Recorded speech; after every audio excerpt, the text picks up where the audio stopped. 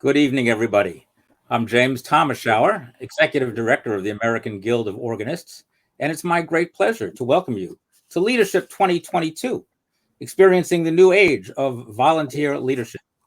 We are delighted to be able to offer this leadership conference to the chapter leaders. It's part of our strategic plan to support our chapters and our communities, to focus on education and recognition, and to improve our organizational capacity and our effectiveness. We've got a lot going on in the AGO. As a matter of fact, I always say that the 6 months before a national convention are about the busiest 6 months of any given biennium. And so we have a national convention coming up with over 500 people already registered. I hope you're going to be there. Every one of you will be great to see you there. We've got our Organ Scholar program is accepting applicants. NCOI is running, and we're in the process of receiving applicants for our improv competition. NIACOP is running. Pogozelski Yankee Scholarship is running. The elections are coming up. The national elections will happen in April, and you saw the candidates in January in TAO. And we are indeed focused on diversity, equity, and inclusion more so than ever before, all part of our strategic plan. So with a lot to do, a lot to talk about, a lot of different tables for you to sit at and hopefully meet some new people and have interesting conversations. And so with that, I would like to turn the gavel over, or the microphone over, to our Chief Membership Officer, Elizabeth George. Hello again. Thank you, James. I want to thank you for showing up tonight. I'm sure you had to rearrange schedules, meetings, and maybe forfeit some very precious time with your loved ones. So from the bottom of my heart, I want to say thank you. I really appreciate it. And I hope that you will find that this experience was worthwhile. So before we get started, and I have the pleasure of introducing our keynote, I wanted to share just a little bit from an article that I read in the Wall Street Journal this past week. And it talked about COVID fatigue. I know, we've all heard a lot about COVID fatigue.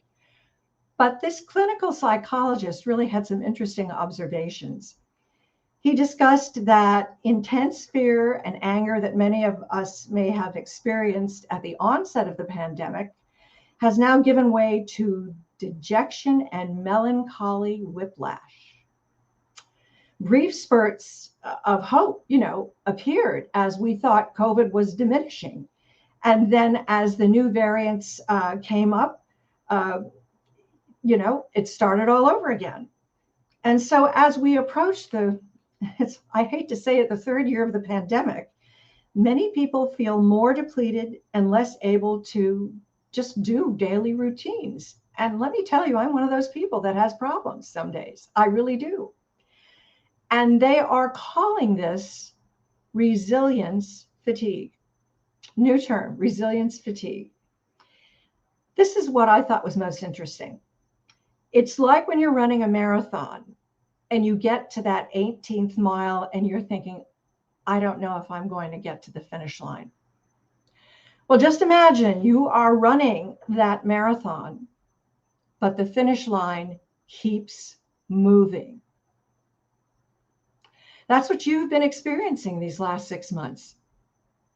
I can see, I can tell it, I can sense your frustration. I've seen wonderful promotions for young organist recitals that you're bringing in a special performer, you're having a special event, and then there's been the email that says, we've had to cancel it or postpone it. And I like the postpone part because that gives hope. That gives us hope that, okay, we may not be able to do it now, but we are going to do it. So as we deal with this resilience fatigue, I hope that tonight you can talk and think about with a variety of people, a variety of subjects, because I think we've got about 27 topics that could address any facet of serving as a chapter leader, and a couple that you may not have thought about. But the one thing I'd like you really to think about is to step back and say, what if I were starting my chapter today for the very first time? What would I want it to look like? What would be important? and what wouldn't? What would I want to stop doing? So just keep that in the back of your minds. I hope you will have a wonderful evening. And now I'm going to stop talking and tell you a little bit about our wonderful speaker. The Reverend Andrea C White is Associate Professor of Theology and Culture at the Union Theological Seminary in New York City, which is very close to the AGO office. She teaches womanist theology and philosophy of religion. She's chair of Columbia University's Senate Commission on Diversity.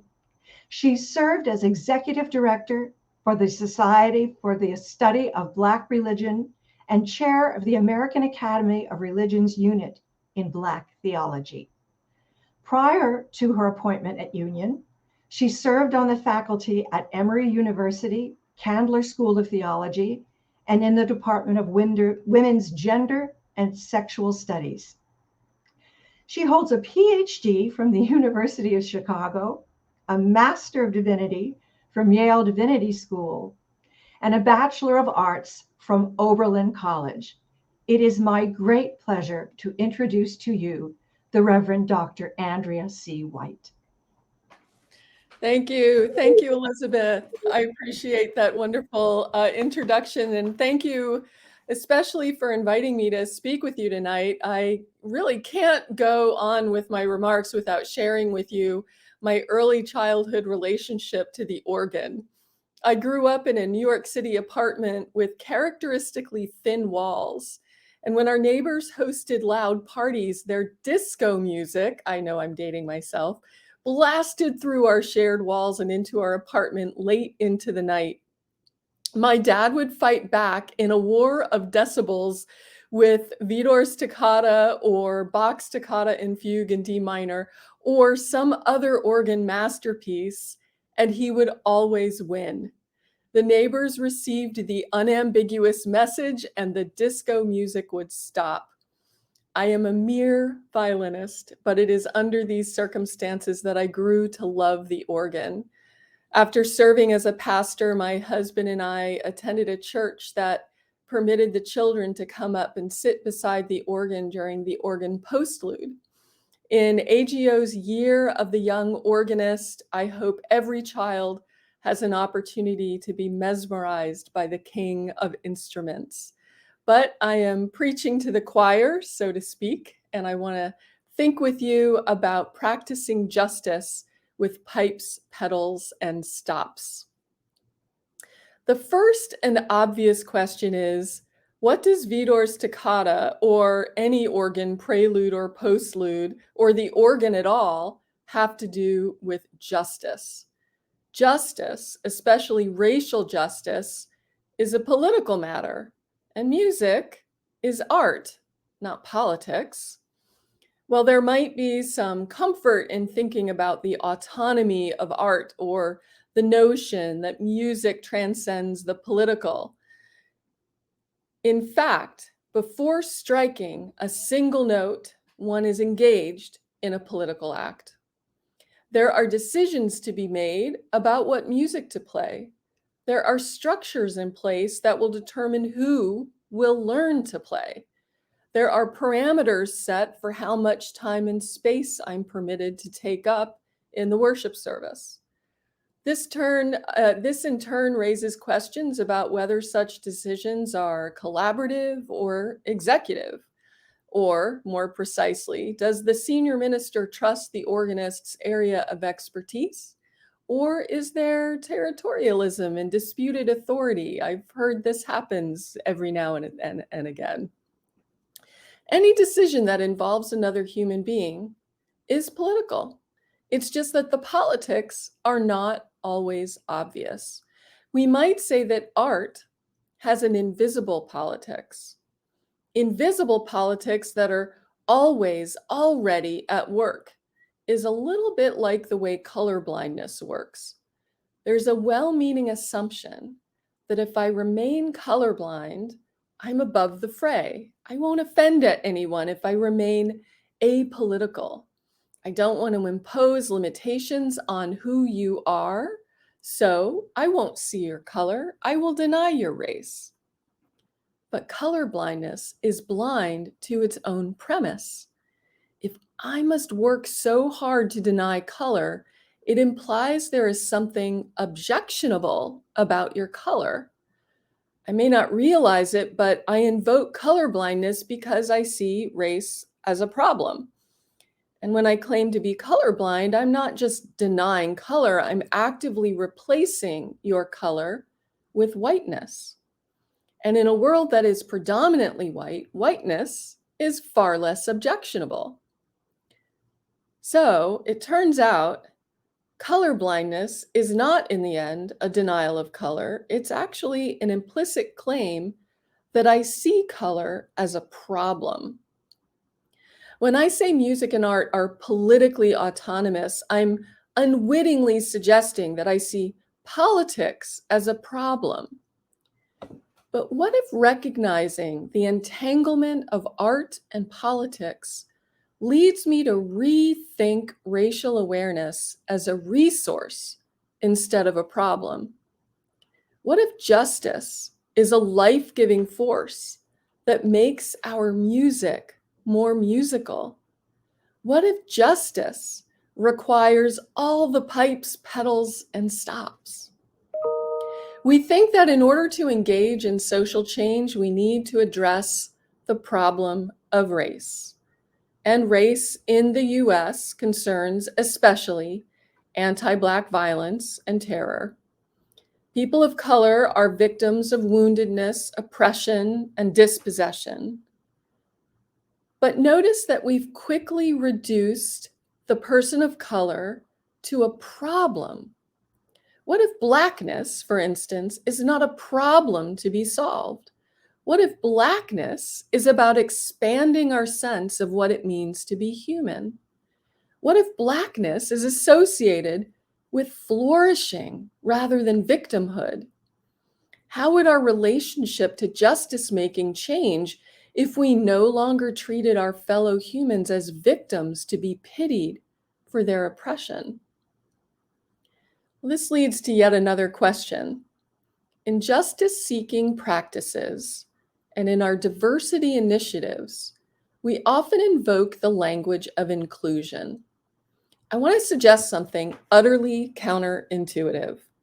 Justice is not mere inclusion. Inclusion, in other words, is not enough for justice. Here's what I mean.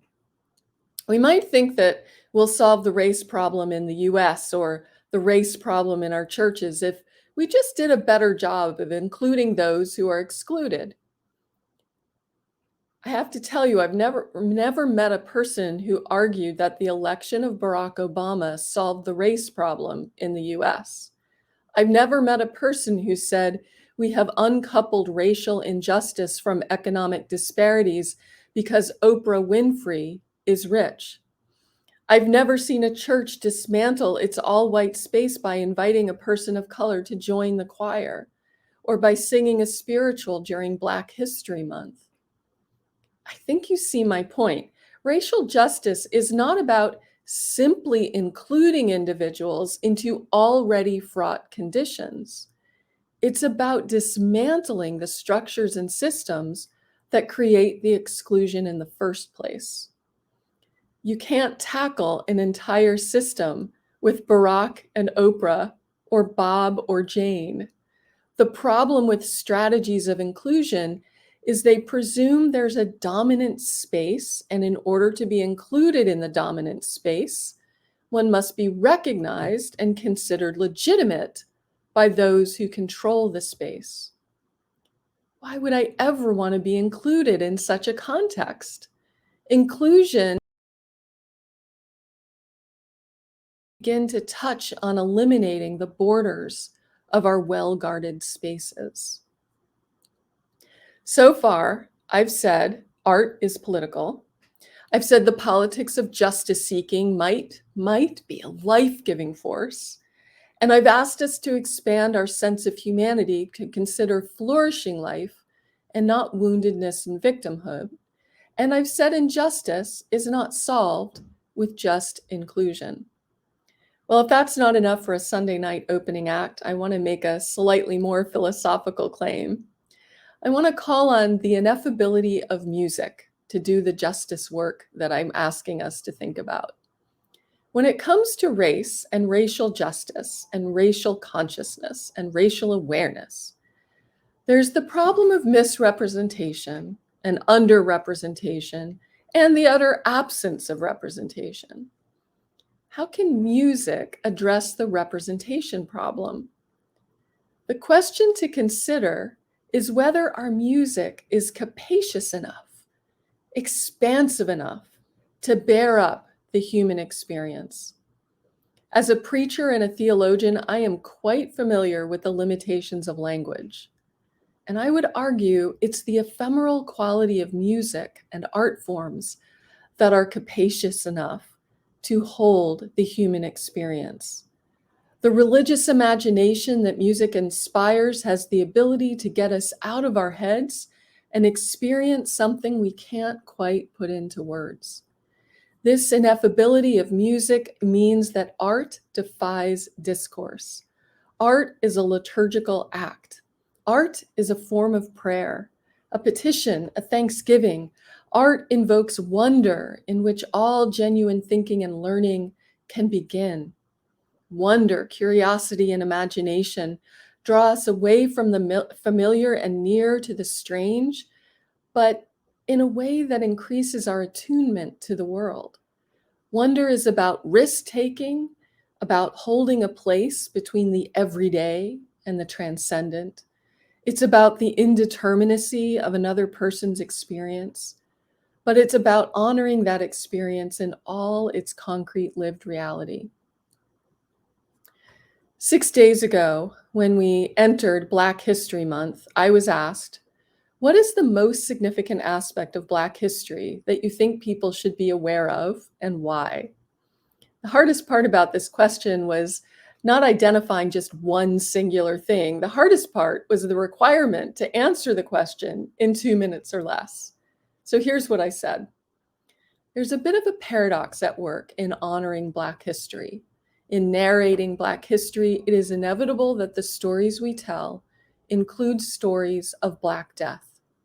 Black history is about slavocracy and lynching, incarcerated Black bodies, and police brutality. How then can we talk about celebrating Black history? Well, if Toni Morrison taught us anything with her literature, she taught us the art of truth-telling about Black life without fetishizing Black death.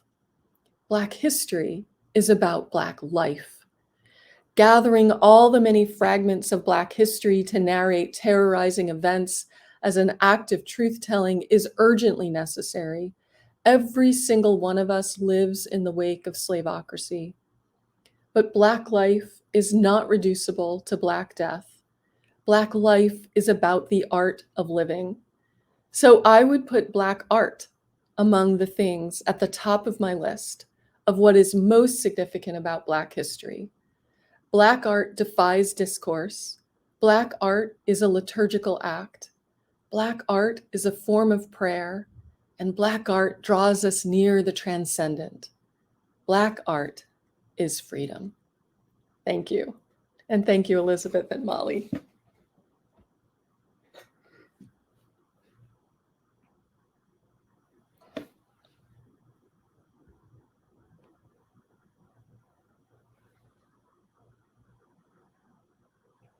I'm waiting for Elizabeth to return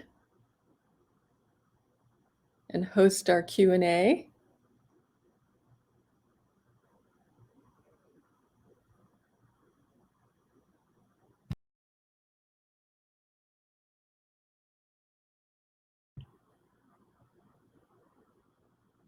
Hi, Molly. Have we lost Elizabeth? Hello. Yeah, I'm not sure where she is, but I'm going to try to get her on stage. Oh, there she is.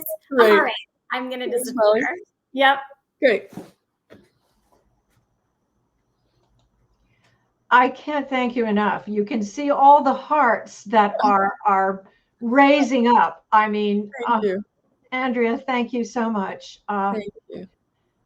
What a beautiful, motivating, just loving speech that I will take with me, and it will be in my heart for quite a while. I think we have someone that did want to pose a question. Molly, did you want to bring somebody up to the stage?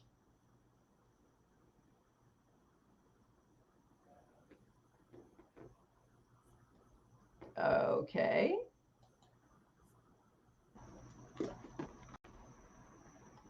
Does anybody want to share anything? Hi, Elizabeth. I don't see any questions currently. I thought we had someone that wanted to come back up, that raised their hand. But I know Molly needs to be the one to do this, I believe. Yes. So now I see that Linda has raised her hand, and I will invite her to stage. So I'm handing her the mic. Here she is. Thank you. There I am. Hi, Linda. Hey, Andrea. Hi. I loved your talk. I was wondering if we can get a copy of it. Oh my goodness, I'd We be can go honored. back and read it carefully. Thank you. I'd be honored. You're very inspiring. Thank you. I'll pass it off to Elizabeth. Thank you. I know I've gotten texts already from people who want this, so that would be wonderful. Okay, great.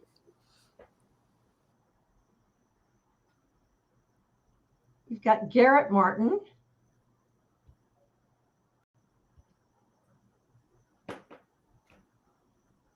Garrett's up in the Buffalo area of New York, where I have a feeling it's pretty darn cold. Hey, Garrett, good to see you. You too. There's a little bit of snow, as you might imagine.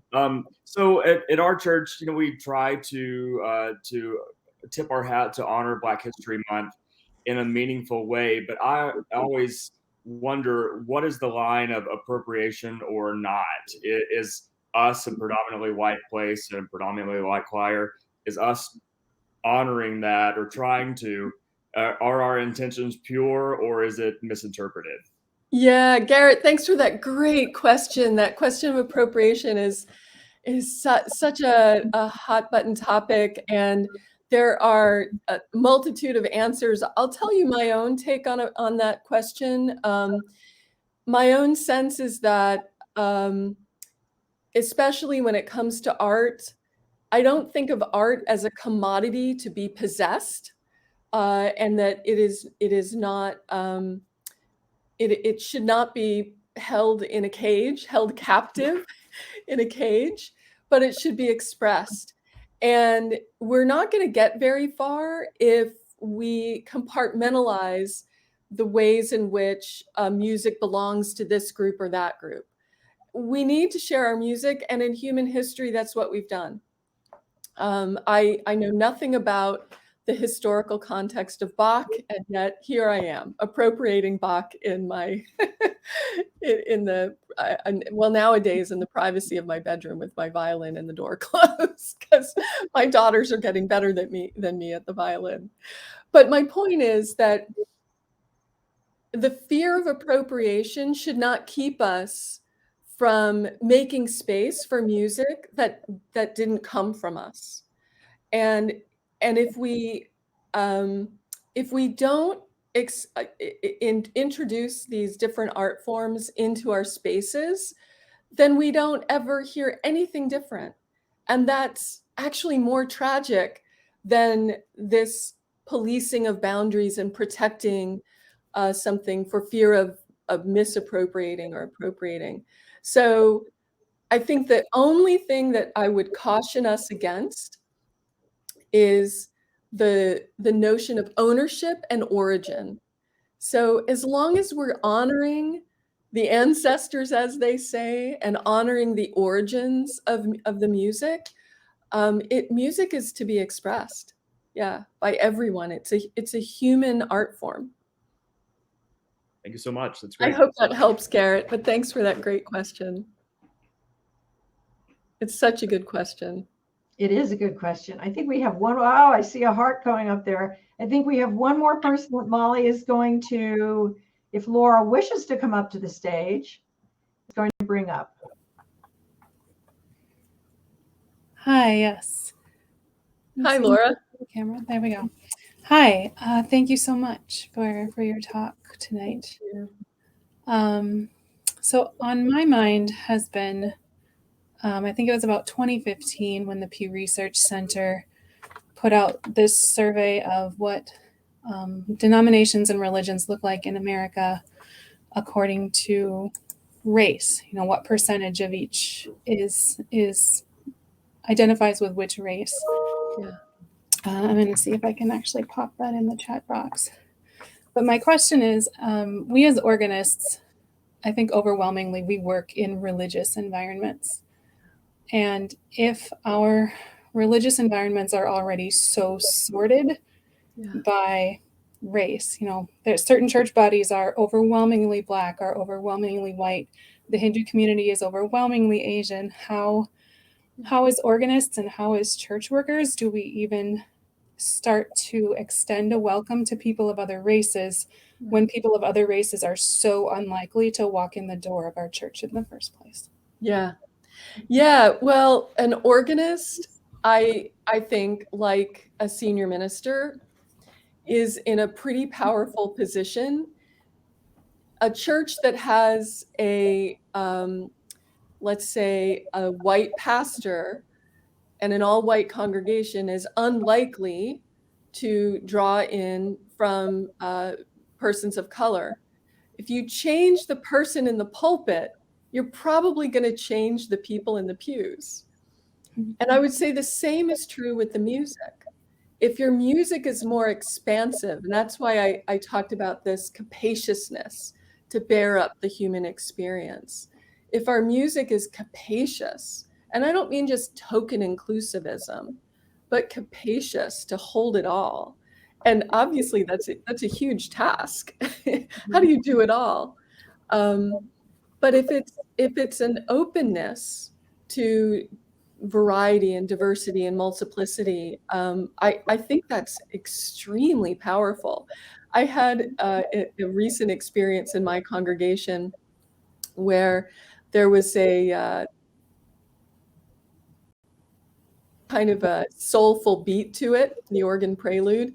And our African-American senior minister got up in the pulpit and started laughing. I'm a member at Riverside Church because he couldn't, for a moment, he didn't know where he was. But it brought him such joy, and it was contagious. It was just contagious laughter, and it set the spirit for the entire rest of the service. So I don't know if that example helps to answer the question, but and I'm not telling you anything you don't already know. You have a lot of power, in your music selections. Yeah. And this is probably a good moment to point out how much better publishers have been getting at making different kinds of music available to the organist market in the US. I haven't had any trouble finding organ music from Latin America and Brazil, and there's starting to be African organ music more available. Great to see. That's great. That's great. Thank you, Laura. Thank you so much. We have one more person, I think, that's raised their hand. Thanks, Laura. One more. Sylvia, come on. Whoa, my goodness. What's that noise? It's great to want to introduce music if you're the organist. And we may have very good intentions, but if the pastor of the church doesn't want it, you either shut up and don't play this anymore, or you're going to lose your job. Yeah. Sylvia, I don't know if you've got your phone and your laptop on, but we're getting a little feedback. Yes. All right. What do I do? Shut my phone off? I would either, it's probably not a good idea, as we said, to come into this on the phone. Did you log in, or can you log in?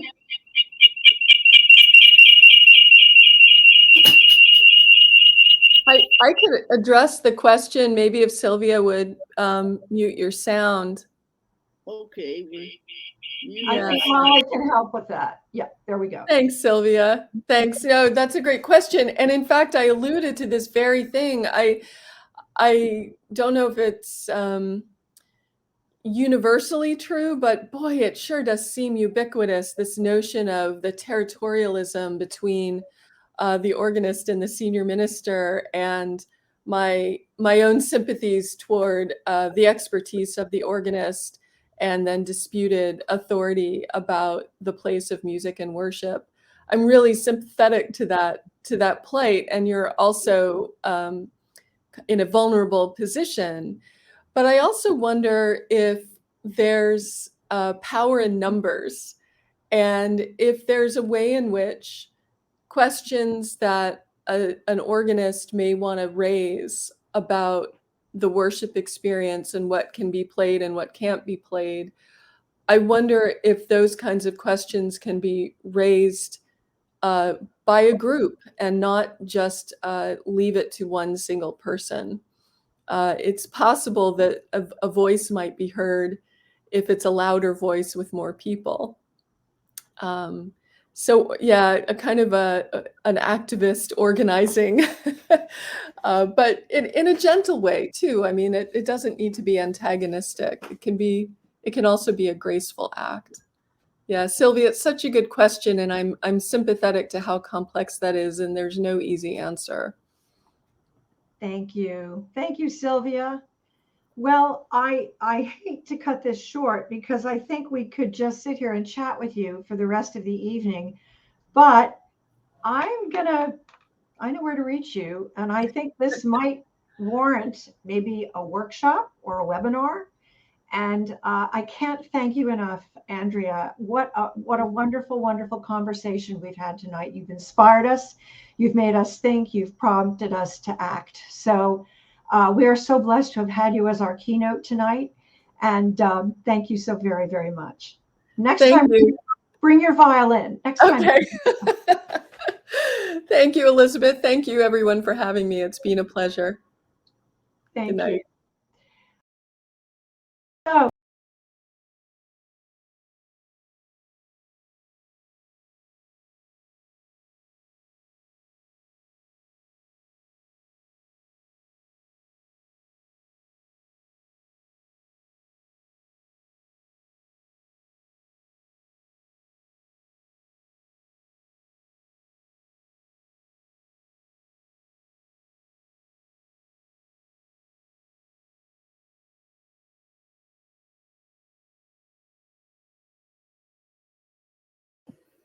Hello, everyone. I'm not sure why Elizabeth disappeared from this stage. Hopefully she will soon appear and to give you some instructions about the virtual table conversations from tonight. Oh, and there she is.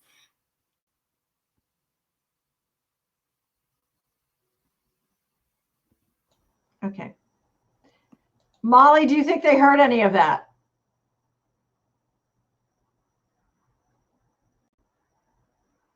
Okay. So you disappeared. Well, I'm gonna say it again. I've had some problems with my backdrop tonight, so not to worry. The important thing is that you hear me.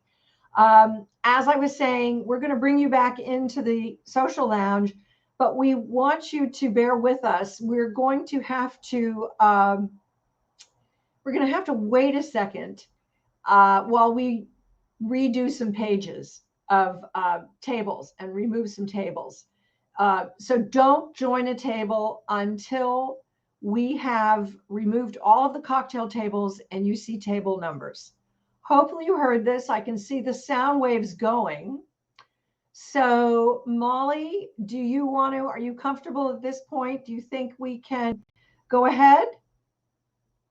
Yes, so we will pop you back into the social lounge, and yep, just wait a couple of minutes until Elizabeth and I are going to do some fancy work and rearrange the social lounge. So you can, take a break to go use the restroom or get a drink, and then enjoy conversations with your colleagues. Here we go.